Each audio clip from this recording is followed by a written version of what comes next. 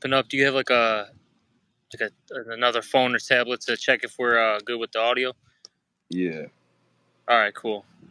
I'll just open up that. All right, shalom, shalom. First and foremost, before we get started, as always, we're going to give all praises, honor, and glory to Yahweh, Yahweh, Bahashem, Bahashem, Yahweh Yahweh, Shah, Bahashem, Bahashem, Rakata. Rakakadash.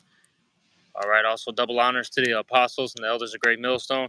And salutations to all you brothers out there who are pushing this word in all truth and in all sincerity. And glory to Yahweh.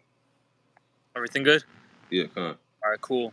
And as you can see in the title, Satan's going to play on your flesh, brethren. All right, and you got to rebuke him, you know.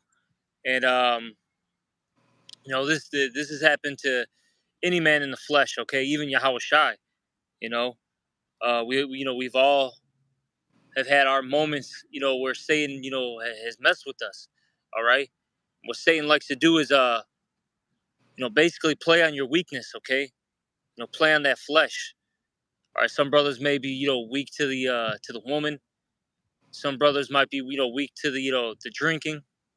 All right, it could be your pride, your ego, whatever it is. Satan's gonna play on it. All right, but you got to check that. You know, when these things start occurring, you have to check it. All right, because if you don't, you know, bigger problems are gonna you know, start happening. And then I'll say this: the worst situation is well, I guess you say the worst problem that could occur or result, right, is you being ultimately kicked out of this truth. The Lord will give you that spiritual boot. You know, all right, but you brothers got to, and this includes myself. All right, first and foremost, and whomever's listening, hey, we got to constantly examine ourselves and rebuke Satan. When he starts playing on our flesh. Okay, see. Come. All right, I had something though. I wanted to start off with this, if you don't mind. Yeah. This is Luke 22 and 31, and it reads, "And the Lord said, Simon, Simon, behold, Satan has desired to have you, that he may sift you as wheat.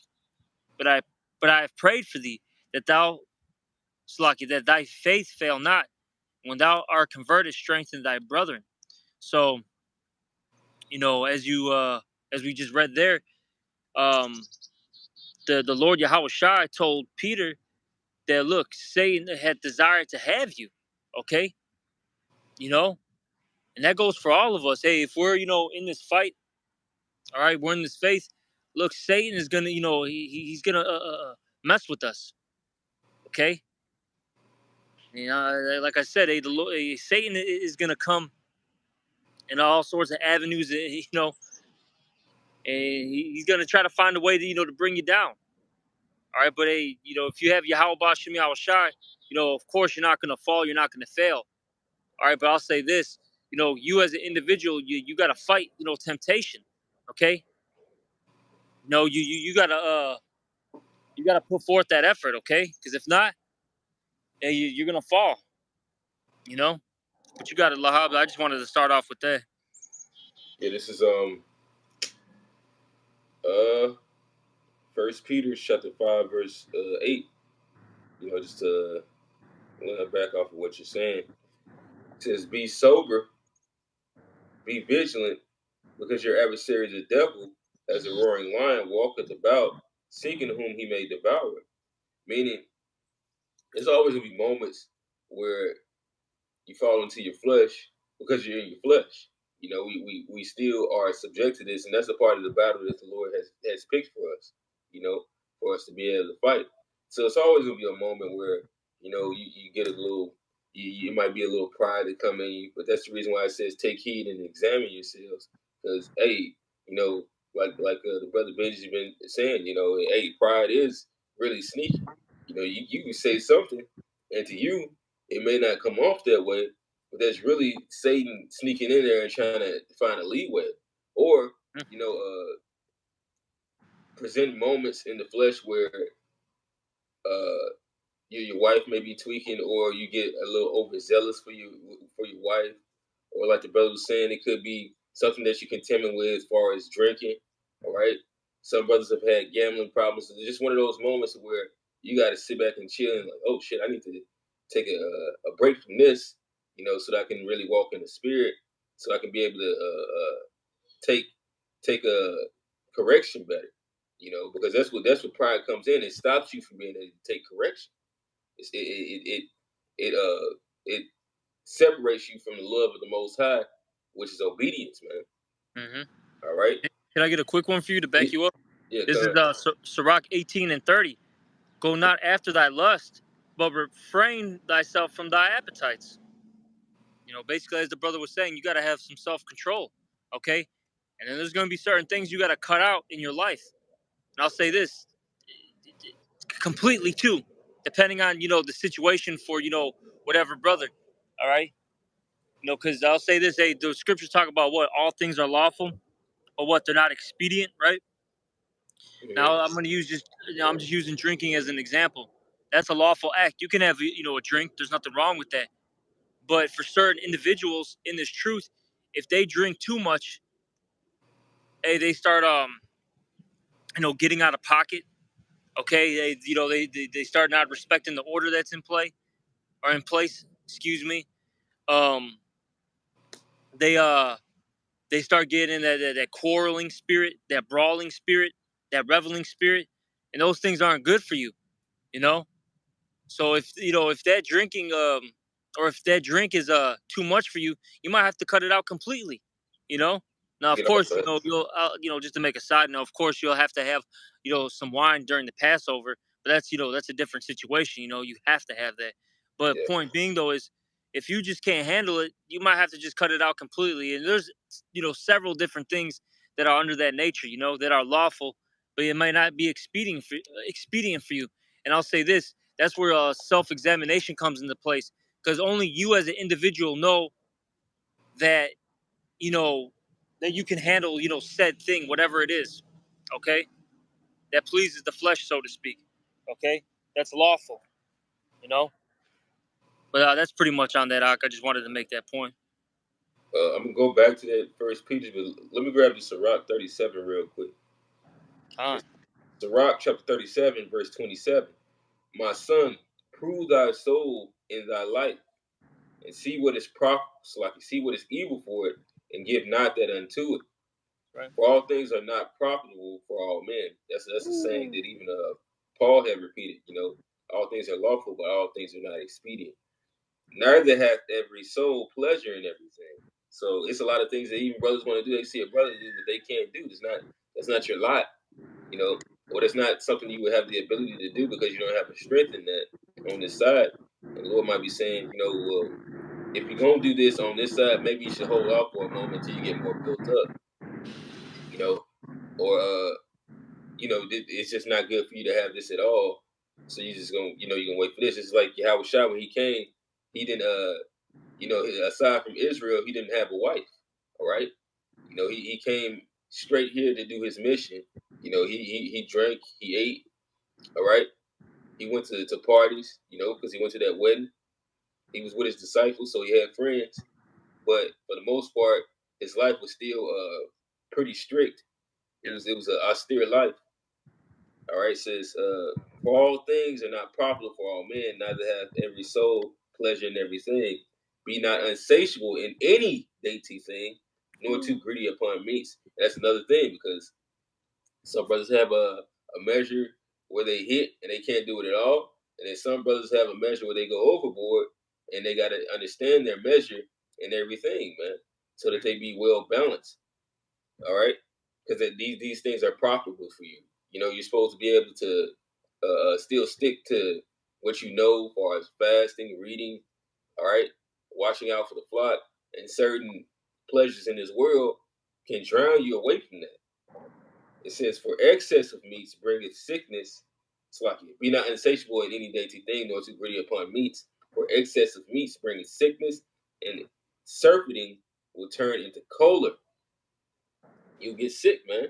You know, being unsatiable, You know, what does it say? You gotta, even talking about the physical me, said you have to vomit that up. Meaning you would have to give that up, man. You have to basically start over. Since by serpent have many perished, but he that taketh heed prolongeth his life. Going back to that First Peter 5, I'm gonna read verse 8 over again, and then it says, "Be sober, says be vigilant, because your adversary the devil, as a roaring lion, walketh about, seeking whom he may devour. Examine thyself whether thou be in the truth, man. All right, whom resist steadfast, meaning consistently, unwavering in the faith, knowing that the same afflictions are accomplished in your brethren that are in the world." So understanding that we're all going through it, and then we're supposed to be better examples unto the flock. We fight on, man. All right, we put our cares on Yahweh Shai. We understand how we know that the elect are supposed to be, so we put on as the elect, and we should. That's the hope that if we lead our lives this way, that sooner or later this battle is going to be with ease, and it's not going to be a battle. We're going to be delivered. Was that it on that arc? Uh, yeah, that's pretty much it. I got this. Ephesians chapter 6, verse 10. Finally, my brethren, be strong in the Lord and in the power of his might. Put on the whole armor of the Most High, that ye be able to stand against the wiles or the trickery of the devil. Okay, so we got to put on that whole armor, because as the brother just read, that Satan's going to be as that roaring lion, seeking whom may he devour. You got to be ready, because Satan. What did Elder Malcolm say? He's been saying this for years.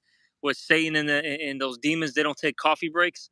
Nope. You know, you'll be in your sleep and you'll have these demons mess with your mind, try to put bad thoughts in it.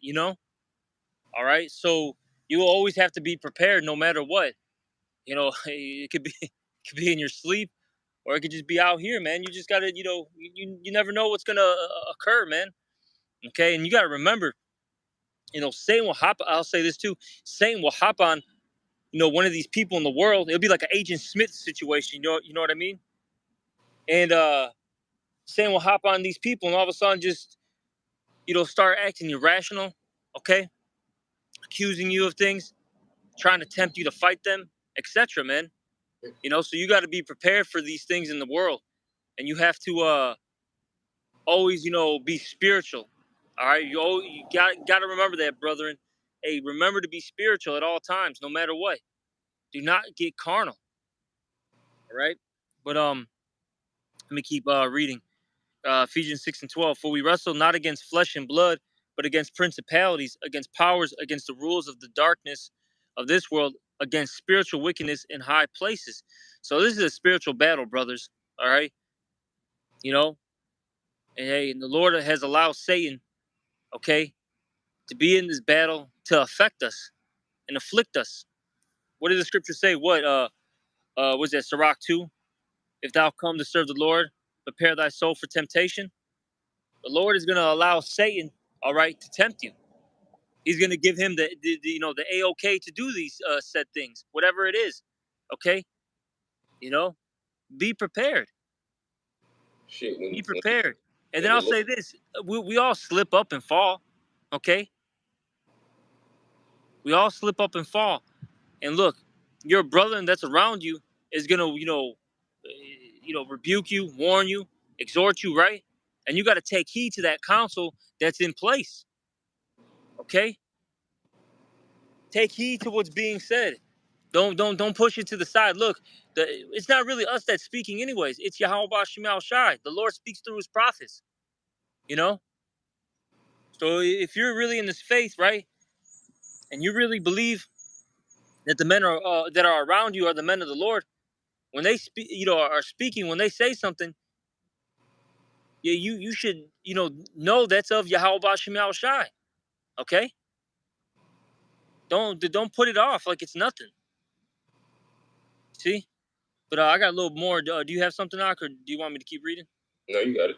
Okay, this is Ephesians chapter 6, verse 13. Wherefore take unto you the whole armor of the Most High, that ye may be able to withstand in the evil day, and having done all, to stand. Stand therefore, having your loins girt about with truth, and having on the breastplate of righteousness, and your feet shod with the preparation of the gospel of peace. Above all, taking the shield of faith, wherewith ye shall be able to quench all the fiery darts of the wicked, and take the helmet of salvation and the spirit, or the sword of the spirit, which is the word of the Most High, praying always with all prayer and supplication in the spirit, and watching thereunto with all pre- persever- perseverance and supplication for all saints. All right, so what did it say there? Praying always with all prayer and supplication, which goes into begging in the spirit. You always got to be praying to Yahweh Bashim Shai, okay, and asking him to defend you, guide you, protect you, okay, in this walk. Okay, because we're in the valley of the shadow of death. You don't know what's coming your way. You don't know what trials and tribulations are going to hit you, okay, day to day. And really, we're at the, we're look, man, we're just operating on mercy, man, basically. You know what I'm saying? If the Lord wants to, pull your card, he can pull it, man. And you'll be done. Completely through. All right? Remember that. It's like I was looking for that other scripture where I'm not sure if you know where it's at, but it talks about the armor. It just calls it. It just basically names it a little bit differently. I'm not sure where that's at, Oxalakia. Uh, uh, I'd have to. Oxalakia. Let me see if I can find it. Type this in real quick. Give me 1 second.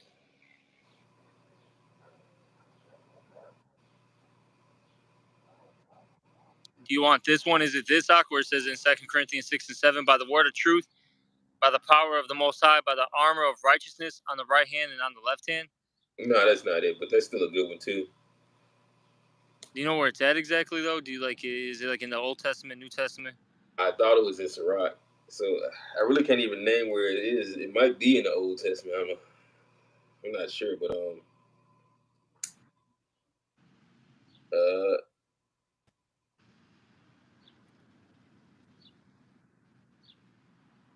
Yeah, I'm not sure what you're looking for, Ak.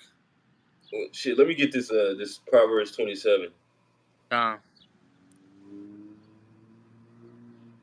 Uh, This is Proverbs chapter 27, verse. I'll start at verse 4. It says, "Wrath is cruel, and anger is outrageous, but who is able to stand before envy?" It says, "Open rebuke is better than secret love," right? Because someone who zealously affects you probably is trying to overthrow you, because that's a form of deceit. When somebody's always acting nice to you, which the word "nice" really just means stupid, you know, without even throwing words like kind. Maybe they could give you something to give or something like that to butter you up, you know. Then they slip in and they didn't overthrow you, man. All right. You take heed to people like that. You want somebody that's going to be upfront asshole, or direct, because that person actually cares about you. mm-hmm. They may be stern, but that's really how that shit. Murphy is a perfect example. The brother that's in our camp, the brother Yerumia, because hey, he's honest. He's honest with you. All right, he's gonna be upfront with you about it. He can be kind, but at the same time, he's not gonna butter you up and bullshit you. You don't want somebody that's gonna bullshit you, man. Because at the end of the day, somebody that's gonna bullshit you is seeking to overthrow you. I got one right here just to back you up. This is Leviticus 19 and 17. Thou shalt not hate thy brother in thy heart. Thou shalt in any wise rebuke thy neighbor and not suffer sin upon him. And when you're rebuking your neighbor, all right, you're basically saving him, okay? You know, because if you don't do these things, hey, well, what's gonna happen? That man's gonna fall. All right, he's gonna continue to go after his lust. and then sin's gonna occur, and we all know what the wages of a sin is. All right, it's death. You know, so this is something that we have to do. You know, as a I'll say this is a part of our culture. Was it rebuke and reproof? Okay, to make sure that we're all on point because we all slip up and fall. No one's perfect. We need it. And that's true love. Honestly, that's the best way of showing love. All right, not. Because look, this world. It could. I'll say it like this, man. These people think that since they, buy you a drink, buy you dinner, all right, give you a hug, pat you on the back, that's love. And that's not, man. You making sure your brother's on point. That's real love right there. And look, rebuke. Sometimes it might be gentle. Sometimes it might be harsh, man. But that it is what it is. And you can't get mad because somebody's giving you that rough rebuke. Or I'll say this, or honor another man more because he's more gentle. He doesn't yell at me. You know what I'm saying? Because you have certain people, they start getting that whole respecter of person spirit on them, where they don't want to listen to a particular brother because you know he might be a little too harsh, or maybe what, I don't respect him because he's not the highest rank. He's not the head of the camp, or he's kind of it's kind of weird. He's not that funny. You know what I'm saying? Right. To the Like shit. little childish shit, to be honest. Or familiarity breeds contempt. They might have saw Yeah. this elder man in a little folly, which is why certain brothers do have to separate themselves so that their relationship can be built back up. Because you know what, it should be a certain fear that brothers fear when they do certain things. You know, but that doesn't mean that you hide your folly. You know, well, I mean the scriptures do say it's better to man that hide your folly than hide your wisdom. What I'm saying is that doesn't mean that you feel like you can't ever come around or you gotta hide the shit that you do because you're always scared of getting rebuked. No, if it's meant for it to come out, you take that rebuke, man. And then if a brother catches you on your shit, you listen. You don't you don't dismiss it as if it's nothing because that wisdom is coming out of that man's mouth to save your life, man. Something that's just so simple. Hey, you should get that part of your car fixed because you know what, the Lord could put the spirit on him to tell you that. Oh man, it's always been like that. Then the next day your shit fuck up. Yep. But this is Proverbs 6:23. It says, "For the commandment is a lamp, and the law is light." And reproofs of instruction are the way of life, to keep Yep. thee from the evil woman, from the flattering of the tongue of a strange woman. Look, it says flattery. See, flattery is sometimes can be bullshit. You know, that's how somebody can get an end. It's actually an enemy. Actually, that happened. If you watched any type of a lot of those period pieces or those ancient world like movies, like or say Spartacus, man.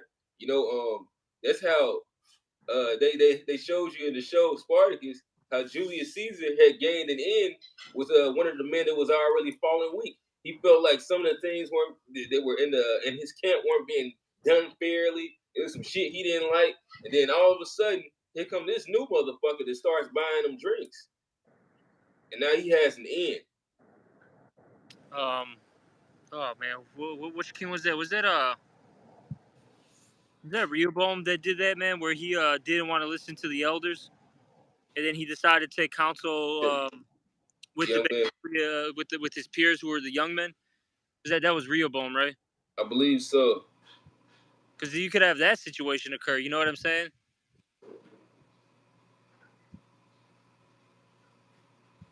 Instead of That's an example in the scriptures. Someone who didn't want to listen, all right, to those that were above him, but he decided to take heed to the basically his peers, his contemporaries, which is a foolish thing. Yeah, you want to listen to the men above you, especially the men above you. Of course, any man, no doubt about it, if they're a man of Yahweh Shemi outside. But especially if it's a older brother. The Lord put them in that position for a reason. That's not they're not there by coincidence. Okay, you know. Yes, Slocky, here it is. Uh, this is 1 Kings chapter 12, verse 6. It says, And King Rehoboam consulted with the old man that stood Yep. before Solomon his father while he yet lived, and said, How do ye advise that I may answer this people? And they spake unto him, saying, If thou wilt be a servant unto this people this day, and will serve them, and answer them, and speak good words to them, then they will be thy servants forever. For he forsook the counsel of the old men which they had given him, and consulted with the young men that were grown up with him, which stood before him. And he said unto them, What counsel give ye that we may answer this people? Who have spoken to me, saying, Make the yoke which thy father did put upon us lighter. And the young men that were grown up with him spake unto him, saying, Thus shalt thou speak unto this people that spake unto thee, saying, Thy father made our yoke heavy, make thou it lighter unto us. Thus shalt thou say unto them, My little finger shall be thicker than my father's loins. Meaning he was going to really be a tyrant, Yeah. Which the truth isn't about being a tyrant, and it's not about letting people get away with shit either. It's really just about being fair, all Yep. right? Their wickedness really judges if it's going to be harsh or not, man. Mm-hmm. Exactly. But point being though is that he decided to listen to those young those young men instead of the elders, and then look what happened, man. You get a split in the kingdom. All right, I mean it was all meant to happen anyways, but we saw the results of that, and look what's happened to the nation of Israel since then. It's been getting worse and worse and worse, man. And honestly, man, what it comes down to is that rebelliousness, man. All right, that is not profitable at the end of the day. And look, the Satan is gonna put thoughts in your mind. All right, using your own voice too. By the way, you know, Yep. and tell you, oh no, you're on point. Hey, you know what? That brother was tripping. He was on point with some things, but hey, I don't think he was on point there. Just little stupid shit like that start running through your mind. And it's just Satan, trying to get you to go off, trying to make you a rebel. All right. And then hear your stupid ass in your head. Yeah, that's right. Shit, wasn't nothing wrong with what I said. Everything Exactly, I man. did was on point. That man wasn't being fair. Like I tried to come. Nah, man. Because it could even be a point to where, say, I'll say it like this, and because it's in the scriptures, and I always use it. Because I remember the last fallout, I used it towards him. He's like, "Oh no, brothers ain't supposed to talk to each other like that." What? The Lord literally called Peter Satan. Why? That sounds kind of harsh towards what Peter was saying, because Peter was like, "Oh no, Lord, we're not gonna let you die." He thought he was being defensive. He thought he was in the spirit because he cared, but his feelings and emotions got in the way. Because really, when you read the scriptures, what does it say? He said the Lord had a duty to do. He had a baptism to be baptized, and he wasn't straight until he did it. Meaning he had to do that sacrifice, man. You know, and Yahushua rebuked Peter. He said, get thee behind me, Satan." He called his head disciple Satan because he came in the spirit of Satan. Because according to that, he was not in order. All right? Like Con. your camera cut out, huh? Yeah, no, somebody called. Can you hear me? Con. Yeah, But yeah, yeah, you yeah. They're calling me now. You know what I'm saying? So we're gonna have to end this. My car's probably fixed now. all right, con. Oh, it's all good, but they're just calling because they're just letting me know it's probably done. But let's just try to get this done in about 5 minutes. Then, the Lord's will. Con. Salaki, did you have something? No, I was just, breaking down Con, that scripture, but you got it. I got two scriptures. This is 1 Samuel chapter 15, And 22. And Samuel said, "Hath the Lord Yahweh as great delight in burnt offerings and sacrifices as in obeying the voice of the Lord? Behold, to obey is better than sacrifice, and to hearken than the fat of rams." So it's better off to obey, all right? Because then you wouldn't there would be no need to sacrifice. Okay. And it says here, for rebellion is as the sin of witchcraft, and stubbornness as idolatry and idolatry. Because thou hast rejected the word of the Lord, he hath also rejected thee from being king. And this was all, mind you, this was being spoken to King Saul. All right, but we can apply it, now as well. All right, if you're a rebel, hey, look, man, that's as the sin of witchcraft. You can get put to death for that, man. All right, if you're stubborn, that's as idolatry. You could be put to death for that. Okay. Now, like I said, you're gonna fall and slip, of course, but you got to check, all this, all these things. My bad. You got to check these things. All right. You got to make sure you're on point. Okay. But I got another one. Proverbs 21:3. To do justice and judgment is more acceptable to the Lord than sacrifice. All right. So just, being on point. All right, is more acceptable than those sacrifices. The Lord rather you just be, you know, um, he rather you, like I said, just be on point, than having give those sacrifices. Yep. Really, that's just like it shows if you're constantly not listening and you're constantly falling. Now, of course, you're gonna fall, but if you're just what the hell, Salakia, my bad. But if you're constantly getting rebuked on things and you're not taking heed, now you're just being a damn rebel, man. You know, now you're being willingly ignorant and you're just doing what the hell you want, man. The Lord will kill you for that, man. All right. And look, if you continue to do what you want, the Lord's gonna spew you out. We've seen it many of times.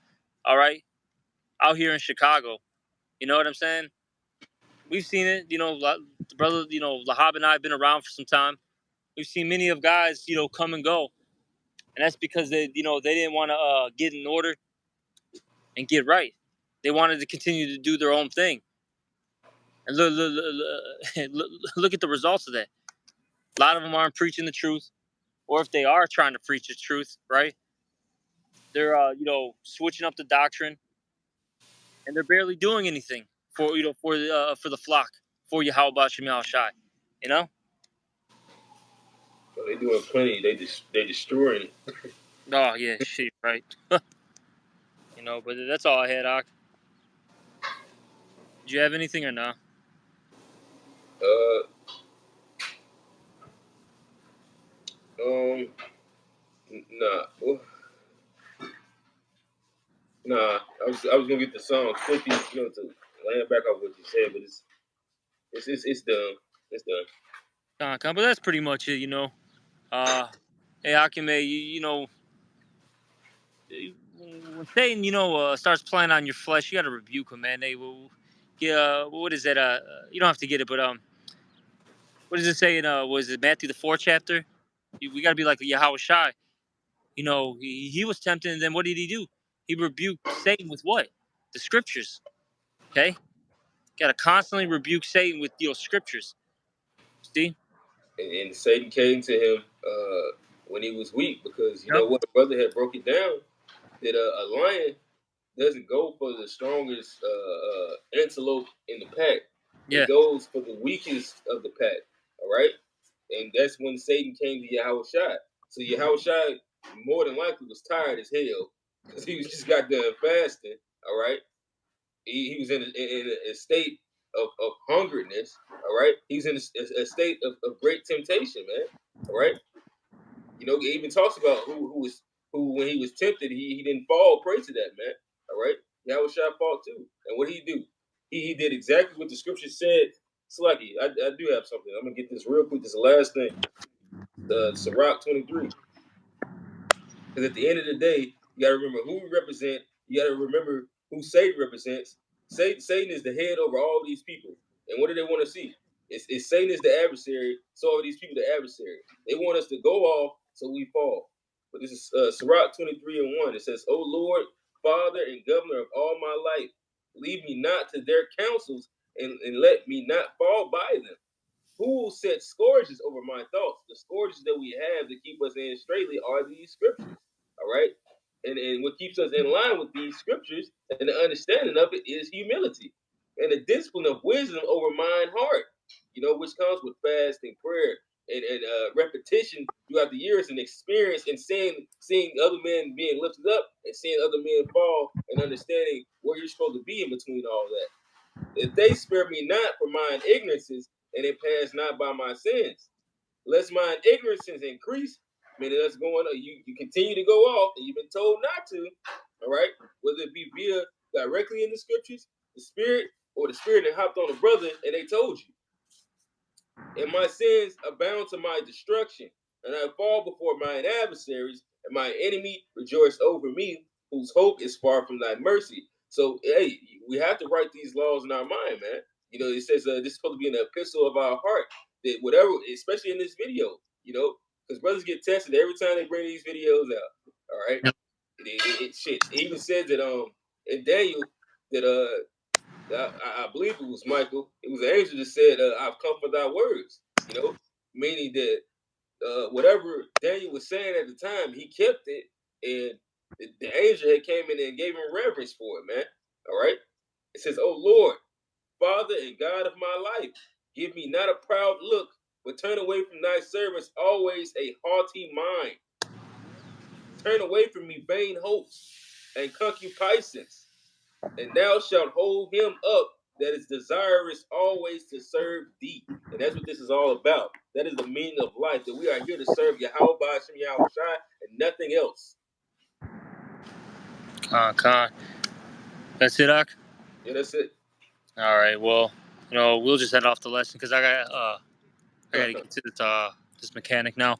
But that's pretty much it, brothers. Hopefully this was edifying, and hey, just keep fighting. You know what I'm saying, and don't give into that flesh to the best of your ability. And take heed to counsels, rebukes. Okay. So on and so forth. Examine yourself. All right. But with that, we're gonna end this lesson, and we're gonna give all praises, honor, and glory to Yahweh, Yahweh Ba'ashem, Ba'ashem Yahweh Yahweh Shai Shai, Ba'ashem. Ba'ashem Rakakwadash. Also, double honors to the apostles and the elders of Great Millstone, and salutations to all you brothers out there. Shalom and a Bible ball. Abba Shalom.